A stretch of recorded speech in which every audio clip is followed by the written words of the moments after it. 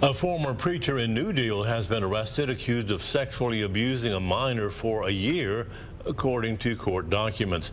48-year-old Brian Townsend was arrested on Friday by U.S. Marshals and booked into the Lubbock County Detention Center. He is charged with one count of indecency with a child by sexual contact. Documents reveal the abuse happened from 2019 to 2020.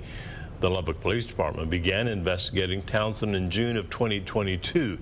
The victim told investigators the incident happened at a house in New Deal when he had a preaching job there.